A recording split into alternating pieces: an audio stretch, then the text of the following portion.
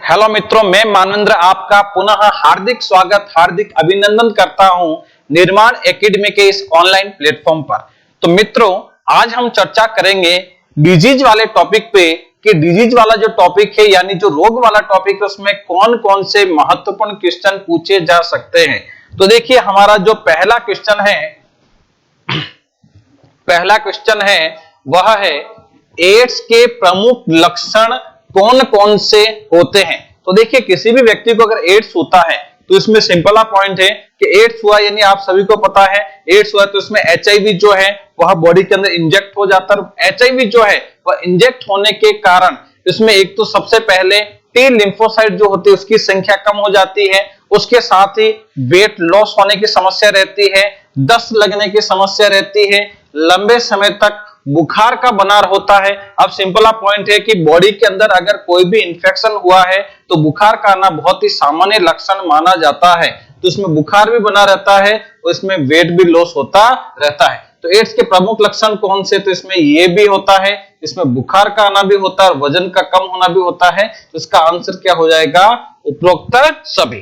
पहला पॉइंट ये। फिर थोड़ा आगे की ओर बढ़ेंगे और लिखा है कि तंबाकू में कैंसर जनित पदार्थ कौन से होते हैं। तो देखिए, इसमें दो पॉइंट, हमें एक और पॉइंट याद रखना है कि कैंसर जनित जितने भी पदार्थ होते हैं उनको सम्मिलित रूप से कार्सिनोजन कहा जाता है। एक बार एग्जाम में पूछा गया कि कार्सिनोजन से क्या तात्पर्य होता है, तो कैंसर कारक पदार्थों को कार्सिनोजन कहेंगे। अब तंबाकू में कार्सिनोजन कौन सा होता है ऐसा भी क्वेश्चन पूछे, या कैंसर जनित कौन सा है ऐसा भी क्वेश्चन पूछे, तो हम सभी को पता है इसका आंसर क्या होगा? तो इसका आंसर होगा निकोटीन। और ये जो निकोटीन होता है, इसमें मान लीजिए कोई आदमी है, कोई व्यक्ति है, वह तंबाकू को चबा रहा है या तंबाकू को यहाँ पे दबा लिए हैं, तो यहाँ पे सबसे पहले जो निकोटीन है उससे हमारी जो त्वचा है वह सुरक्षा करना चाहती है। तो त्वचा जो है वह उसमें हल्का सा सेल डिवीजन होता है और ये त्वचा हल्की सी मोटी हो जाती है। उस समय पे अगर हम ध्यान नहीं देते और ज्यादा इसमें तंबाकू दबाते रहते हैं तो उसमें थोड़ा सा और सेल डिवीजन होता है और उसमें सफेद सफेद टाइप के पेचेज बनने शुरू हो जाते हैं। और भी अगर हम ध्यान नहीं रहे तो फिर इसमें फास्ट सेल डिवीजन होता है, जिसके कारण धीरे धीरे यहाँ पे गांठ जैसे स्ट्रक्चर का निर्माण हो जाता है। और आज के समय में विश्व का सबसे खतरनाक कार्सिनोजन जो होता है वह तंबाकू ही होता है, या कह सकते हैं निकोटीन ही होता है। तो हमारा दूसरा पॉइंट भी क्लियर हुआ। तीसरा पॉइंट देखेंगे कि डिप्थीरिया का रोग जनक यानी पैथोजन कौन होता है, किसके कारण डिप्थीरिया रोग होता है। अब दिया हुआ है कि भाई वायरस यानी विषाणु के कारण होता है, या निमोटोड्स के कारण होता है, या प्रोटोजोआ के कारण, या प्रोटोजोअन्स के कारण होता है, बैक्टीरिया के कारण।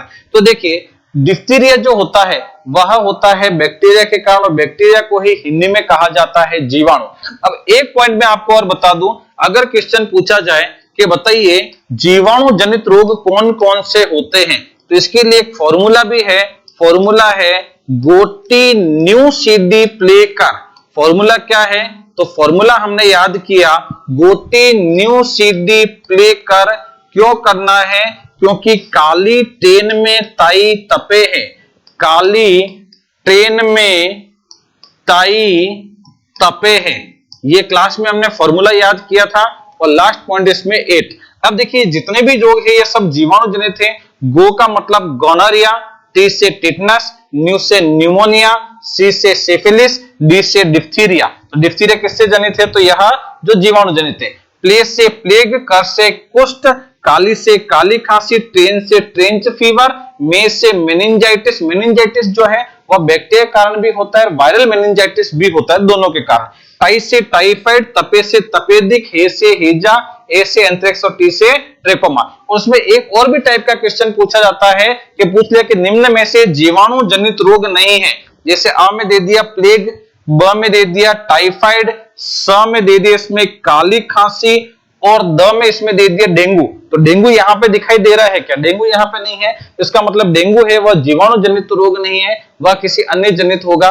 तो बस इतना पॉइंट हमें ध्यान रखना है। फॉर्मूला भी याद कीजिए, आगे काम आएगा। ठीक है, अब इसके बाद में देखेंगे नेक्स्ट पॉइंट।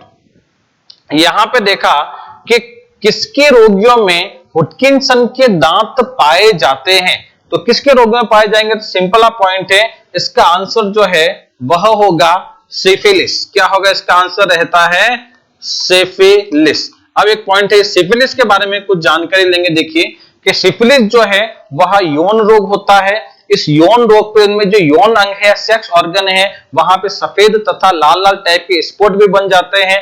और फिर सिफिलिस में जो है, सिफिलिस जो है वह एक प्रकार का बैक्टीरिया जनित रोग है और इसके बैक्टीरिया का नाम रहता है ट्रिपोनेमा पैलिडम। क्या नाम रहता है? Treponema pallidum. और यहाँ पे अंग्रेजी से जब हिंदी में परिवर्तित होता है तो कई लोग ट्रिपोनेमा भी पढ़ लेते हैं और कई लोग इसको ट्रिपोनीमा भी पढ़ा जाता है। कहीं पे ट्रिपोनीमा शब्दावली लिखी है तो भी ठीक है। अब एक पॉइंट सुनना, यह बैक्टीरिया जो है वह हमारे बॉडी के अंदर जाएगा तो सबसे पहले यौन अंग को प्रभावित करता है। यौन अंग के अलावा यह किडनी को, लीवर को, हड्डी को, अन्य को भी इफेक्ट करता है। और जब यह हड्डियों पे और दांतों को इफेक्ट करता है तो इस रोग के कारण दांत पे विशेष प्रकार के चिन्ह दिखाई देने लगते हैं। और ऐसे दांत का सबसे पहले हटकिंसन नामक वैज्ञानिक ने पता लगाया था, इसलिए इसे दांत को कहा जाता है हटकिंसन के दांत। और क्वेश्चन पूछा जाए कि हटकिंसन के दांत किस रोग से संबंधित है, तो आंसर क्या देना है? सिफिलिस से संबंधित है। ये वाला पॉइंट हुआ। फिर थोड़ा आगे की ओर बढ़ेंगे और आगे देखेंगे हाथी पांव रोग का रोग जनक यानी पैथोजन कौन होता है। तो पहले इस हाथी पांव के बारे में कुछ पॉइंट सुनना।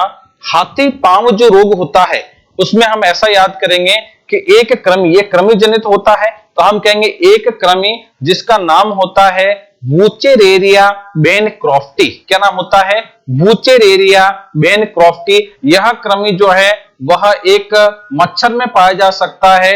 उस मच्छर का नाम होता है मादा क्यूलेक्स। अगर ऐसा मादा क्यूलेक्स किसी मनुष्य को काट लेवे तो ये जो कृमि है वह, ये जो रोग जनक इसमें कृमि होता है, तो ये जो कृमि है वह आ जाता है मनुष्य की बॉडी में। और मनुष्य की बॉडी में आने के पश्चात जो लसिका ग्रंथि है उसको प्रभावित करता है। और लसिका ग्रंथि जो है वह ज्यादातर पाई जाती है हमारे पैरों में। तो लसिका ग्रंथि प्रभावित होने के कारण लसिका ग्रंथि में सूजन आ जाती है और सूजन आ जाने के कारण हमारे पैर है वह हाथी की पैर की तरह मोटे हो जाते हैं और इसी रोग को कहा जाता है हाथी पांव रोग। तो इसका जो रोग जनक जो है वह एक कृमि होता है, वह एक कृमि होता है।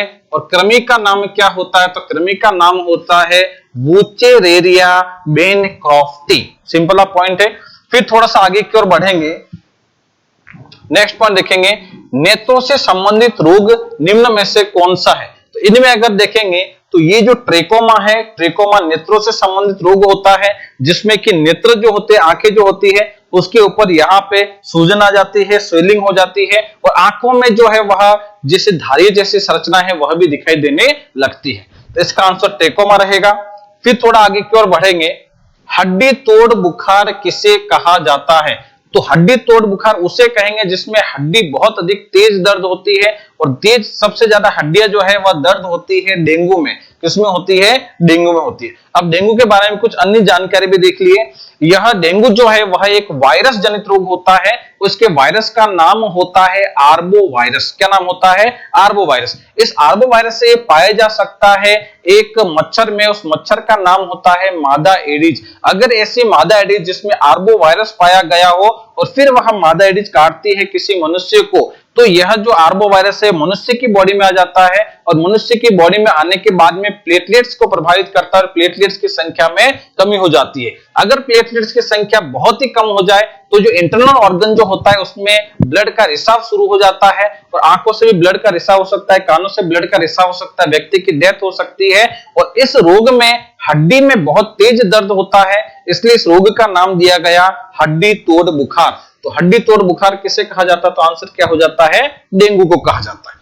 फिर थोड़ा सा आगे की ओर बढ़ेंगे, लिखा है टीबी के लिए किस उम्र में कौन सा टीका दिया जाता है। तो फिर टीबी के लिए सबसे पहले तो हमें पता होना चाहिए कि बीसीजी का टीका दिया जाता है और बीसीजी का फुल फॉर्म होता है bacillus Calmette Guérin. Bacillus Calmette Guérin इसलिए नाम रखा गया क्योंकि बेसिलस का मतलब होता है ऐसा बैक्टीरिया जो कि लगभग इस टाइप का दिखाई देता है, इस टाइप का, यानी कि हम कहेंगे कि जो बेलन होता है, बेलन का इधर वाला दोनों हिस्सा तोड़ दिया जाए तो बीच का जो हिस्सा है वह एक टाइप में दिखाई देता है, उसे बोल दिया जाता है बेसिलस। तो इस टाइप का दिखाई देता है इसलिए नाम होता है बेसिलस। और कैलमेट एक वैज्ञानिक का नाम है और ग्यूरिन दूसरे वैज्ञानिक का नाम है। तो यहां देखो सिंपल पॉइंट है, ये पॉइंट लिखा हमने bacillus Calmette Guérin, bacillus Calmette Guérin. तो बेसिलस यह दिखाई देता है, इस टाइप का बेसिलस टाइप का दिखाई देता है। और कैलमेट और ग्यूरिन वैज्ञानिकों के नाम है, इसने वैज्ञानिक ने इस वैज्ञानिक ने मिलकर बनाया था, इसलिए इसका नाम दिया बेसिलस कैलमेट ग्यूरिन। और यह कब लगता है, तो यह 1.5 वर्ष की उम्र में लगाया जाता है। तो इसका आंसर है वह पहला रहेगा। अब थोड़ा सा और आगे की ओर बढ़ते हैं, आगे देखते हैं एड्स का पैथोजन कौन सा है। तो एड्स का पैथोजन है वह एक वायरस होता है, और वायरस का नाम क्या होता है सभी को पता होना चाहिए, वायरस का नाम क्या रहेगा इसमें, HIV। फिर थोड़ा आगे बढ़ेंगे और देखेंगे पेचिश का कारण कौन है। पेचिश का मतलब होता है अमोइबिएसिस, और अमोइबिएसिस को अमीबिएसिस भी कहा जाता है। और पेचिश जो है वह एक प्रोटोजुआ के कारण होता है, उस प्रोटोजुआ का नाम होता है एंट अमीबा हिस्टोलाइटिका। क्या नाम होता है, एंट अमीबा हिस्टोलाइटिका। ये क्वेश्चन बहुत बार एग्जाम में पूछा गया और एक महत्वपूर्ण क्वेश्चन है, तो इसमें 2 वाला पॉइंट है वह सही कीजिए। फिर थोड़ा आगे बढ़ेंगे, फाइलेरिया का वाहक परपोषक कौन है, यानी कहने का मतलब यह है कि फाइलेरिया जो रोग होता है, फाइलेरिया का मतलब होता है हाथी पांव रोग, और वह उसको जो हाथी पांव रोग है उसका कह सकते हैं एक प्रकार का वाहक कौन होता है, तो इसमें जो है वह मादा क्यूलेक्स है। अभी हमने थोड़ी देर पहले ही देखा था, मादा क्यूलेक्स मच्छर होता है। इसको ऐसे समझ सकते हैं, वापस पॉइंट समझना कि फाइलेरिया को हाथी पांव कहा जाता है। तो इसमें जो एक कृमि होता है, कृमि का नाम होता है वुचेरेरिया बेनक्रॉफ्टी, यह पाया जा सकता है मादा क्यूलेक्स में। और अगर ये मादा क्यूलेक्स में वुचेरेरिया बेनक्रॉफ्टी पाया गया, हमें अगर काट देता है, तो फिर ये जो वुचेरेरिया बेनक्रॉफ्टी हमारे बॉडी में आने के बाद में यह लसिका ग्रंथि को प्रभावित करता है। लसिका ग्रंथि फूलने के कारण मनुष्य के पैर हाथी के पैर की तरह मोटे हो जाते हैं, और इसी को कहा जाता है हाथी पांव रोग, और इसी को कहा जाता है फाइलेरिया। अब थोड़ा सा आगे की ओर बढ़ेंगे, कुकर खांसी का पैथोजन कौन होता है। तो कुकर खांसी को ही कहा जाता है, कुकर खांसी कहो, काली खांसी कहो, इसे पर्ट्यूसिस भी कहा जाता है, इसी को 100 डेज कफ भी कहा जाता है। अब इसमें कुकर खांसी जो है उसका पैथोजन कौन होता है, तो इसका पैथोजन 2 होता है। एक का नाम तो होता है बॉर्डीटेला पर्ट्यूसिस, और दूसरे का नाम होता है हीमोफिलिस पर्ट्यूसिस। तो इसमें बॉर्डीटेला पर्ट्यूसिस दिया है, तो इसमें पहला आंसर है वह सही रहेगा। फिर आगे बढ़िए, बैक्टीरिया जनित नेत्र रोग कौन सा होता है, यानी बैक्टीरिया से होने वाला रोग है जिससे कि नेत्र प्रभावित होता है, वह कौन सा है। तो इसमें आंसर क्या रहेगा, ये वाला रहेगा, पहला वाला पॉइंट है ट्रिकोमा। ट्रिकोमा जो है वह बैक्टीरिया जनित रहेगा, आगे भी पढ़ चुके हैं। आंखें जो है वह प्रभावित रहेगी, यहाँ वाला हिस्सा जो है वह अधिक प्रभावित रहेगा, यहाँ पे सूजन आ जाती है, आंखों में भी धारे जैसी संरचना बन जाती है। फिर इसमें आगे देखेंगे, लेप्रोसी का रोग जनक या पैथोजन कौन है। लेप्रोसी को हिंदी में कहा जाता है कुष्ठ रोग, उसी को कोड भी कहा जाता है, उसी को अंग्रेजी में लेप्रोसी भी कहेंगे, उसी को कहा जाता है हैंसन का रोग। और हैंसन का रोग जिसको भी होता है उसमें हम कहेंगे इसका जो बैक्टीरिया जनित रोग होता है, बैक्टीरिया का नाम होता है माइकोबैक्टीरियम लेप्री। ये माइकोबैक्टीरियम लेप्री अगर हमारे बॉडी में आ जाए तो त्वचा को प्रभावित करता है, और सबसे पहले त्वचा जो होता है उस पे पीले पीले टाइप के और सफेद सफेद टाइप के स्पॉट जो है वह बन जाते हैं। तो माइकोबैक्टीरियम लेप्री होता है, तो यहाँ पे शब्दावली क्या चलेगी, माइकोबैक्टीरियम, यह सही चलेगा इसका आंसर। फिर थोड़ा आगे बढ़ेंगे, हेलमिंथिज जनित रोग कौन सा होता है। तो यहाँ पे देखो जो हेलमिंथिज शब्द लिखा है, इस हेलमिंथिज का मतलब होता है कृमि, और कृमि का मतलब होता है बहुत छोटे छोटे कीड़े। तो हेलमिंथिज जनित रोग निम्न में से कौन सा, तो देखिए पेचिस है या हाथी पांव है या पोलियो है या सभी। तो एक तो हमें पॉइंट ये याद रखना है कि जो छोटे छोटे कीड़े या कृमि जो होता है उसके द्वारा होने वाले रोग कौन से, तो इसके लिए एक फॉर्मूला है, फॉर्मूला हमें याद रखना है फेंटा। कौन सा फॉर्मूला है, फेंटा। एफ का मतलब होता है फाइलेरिया, और फाइलेरिया को कहा जाता है हाथी पांव रोग। ए का मतलब होता है एस्केरियासिस, एन का मतलब होता है नारो, टी का मतलब होता है टीनेसिस, और इस ऐसे कोई मतलब नहीं। तो ये जो है वह एक प्रकार के कृमि जनित रोग है। तो इसमें देख लो कौन सा है, तो फाइलेरिया यानी हाथी पांव रोग जो है वह किसके जनित है, तो वह कृमि जनित है। सिंपल सा पॉइंट है। फिर थोड़ा सा आगे की ओर बढ़ेंगे, आगे की ओर देखेंगे, शरीर की प्रतिरक्षा से संबंधित कोशिका कौन सी है, यानी कि शरीर में पाई जाने वाली वह कोशिका जो रोग प्रतिरोधक क्षमता के लिए जिम्मेदार है, वह इसमें से कौन सी है। तो हमें पता है कि रोग प्रतिरोधक क्षमता के लिए डब्ल्यूबीसी जिम्मेदार होती है, और डब्ल्यूबीसी में भी एक डब्ल्यूबीसी जो है वह कई टाइप की रहती है। जिसमें इसमें जो दिए गए हैं इसमें से WBC कौन सी है, तो यह लिम्फोसाइट है, वो एक प्रकार की WBC है। और हमने शुरुआत में देखा था कि लिम्फोसाइट है वो दो प्रकार की होती है, बी लिम्फोसाइट और टी लिम्फोसाइट। तो ये जो टी लिम्फोसाइट है वह तो एंटीबॉडी निर्माण के लिए प्रेरित करती है, और जब यह प्रेरित करेगी तभी बी लिम्फोसाइट के द्वारा एंटीबॉडी का निर्माण किया जाता है। तो ये वाला पॉइंट हमें सही लगेगा। फिर थोड़ा आगे की ओर बढ़ेंगे। ठीक है, आज के लिए इतना ही देखेंगे, उसके बाद में नेक्स्ट पॉइंट है वह कल देखते हैं। तब तक के लिए धन्यवाद, शुक्रिया।